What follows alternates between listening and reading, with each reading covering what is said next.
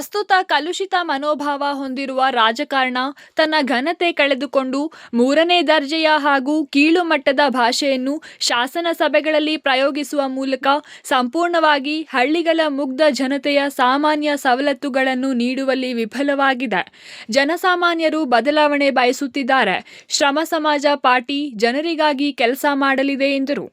ರಸ್ತೆ, ಚರಂಡಿ, ಶಾಲೆ, ಆಟದ ಬಯಲು, ಆಸ್ಪತ್ರೆ ಮತ್ತು ಸ್ಮಶಾನ ಮುಂತಾದ ಮೂಲ ಸೌಲಭ್ಯ ಒದಗಿಸಲು ಸರ್ಕಾರ, ಆಡಳಿತ ಪಕ್ಷಗಳು ವಿಫಲವಾಗಿವೆ. ಹಳ್ಳಿಗಳನ್ನು ಕತ್ತಲೆಯಲ್ಲಿ ಮುಳುಗಿಸಲಾಗಿದೆ. ಹಳ್ಳಿಯ ಅಭಿವೃದ್ಧಿಯೇ ದೇಶದ ಅಭಿವೃದ್ಧಿ. ಹಳ್ಳಿಯಿಂದ ಡೆಲ್ಲಿಯೇ ಹೊರತು ಡೆಲ್ಲಿಯಿಂದ ಹಳ್ಳಿಯಲ್ಲ.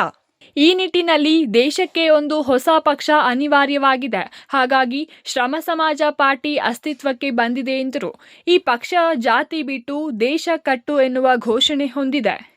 ಪ್ರತಿ ಹಳ್ಳಿಗೆ ಆಟದ ಬಯಲು, ಸಾಮೂಹಿಕ ಸ್ಮಶಾನ, ಪ್ರತಿ ಗ್ರಾಮ ಪಂಚಾಯಿತಿಗೆ ಒಂದು ಹೊಸ ಗ್ರಾಮವನ್ನು ನಿರ್ಮಿಸಿ ಜನರ ಜೀವನ ವಿಕಾಸಕ್ಕೆ ಸರ್ಕಾರಗಳು ದೃಢ ನಿರ್ಧಾರ ತೆಗೆದುಕೊಳ್ಳಲು ಶ್ರಮ ಸಮಾಜ ಪಾರ್ಟಿ ಪ್ರಾಮಾಣಿಕ ಕೆಲಸ ಮಾಡಲಿದೆ ಎಂದು ತಿಳಿಸಿದರು. ಇನ್ನು ಸುದ್ದಿಗೋಷ್ಠಿಯಲ್ಲಿ ವೆಂಕಟರಮಣಪ್ಪ, ಉದಯಶಂಕರ್, ಮಂಜುನಾಥ್, ಗಂಗರಾಜು ಮತ್ತಿತರರು ಹಾಜರಿದ್ದರು. Ambareesh, CTV news, Chikkaballapur.